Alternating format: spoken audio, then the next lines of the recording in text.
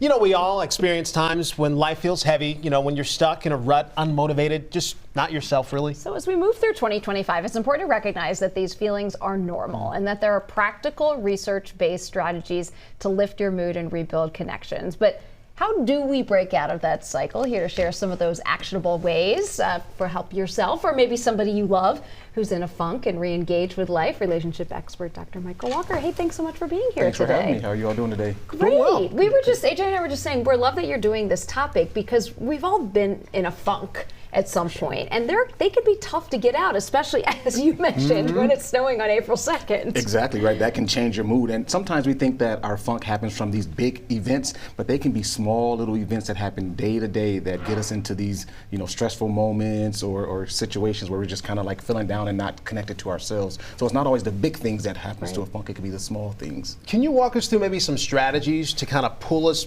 how you can pull yourself out of that funk? For sure. You know, there's obviously for everyone is different, right? But there's like these 5 kind of research-based strategies that people have said are really good. One is connecting with nature. And so, you know, it's like getting yourself outside in the moment. It doesn't mean you have to go camping. So I know some people are like, I'm not trying to go camping. No, it doesn't mean you have to go camping. But getting outside, we talked earlier off air when we were talking about the sun and how the sun can bring that joy to us.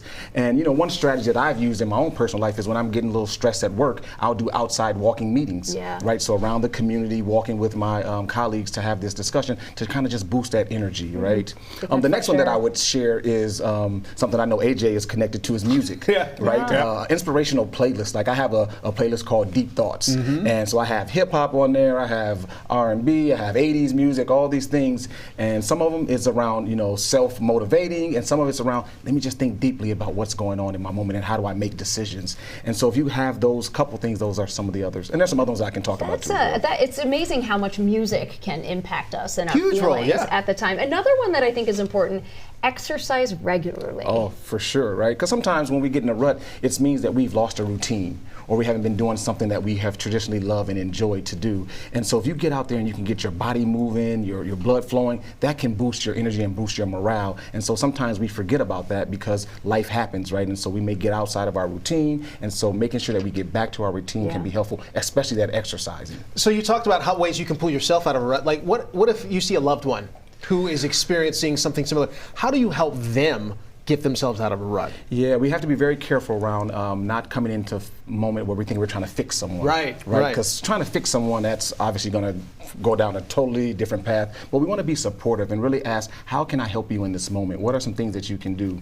I will say that sometimes when you ask that question, the person, especially if they're a person who's not used to asking for help, that may put more stress and burden on them. Overwhelming. Think like, okay, what can I ask for? How can I help that? Well, you may, this is where relationships come into play at, is that if I know you well enough, I should know things that you like, things that soothe you, things that calm you. And like if you like a special drink, maybe I bring that drink to you to calm you down. Or if I know that you like to laugh at certain memes or something, I may send you a text message like, hey, look at this little thing to try to boost that mood. So those are some of the small ways that we can help a friend that is going through a tough time.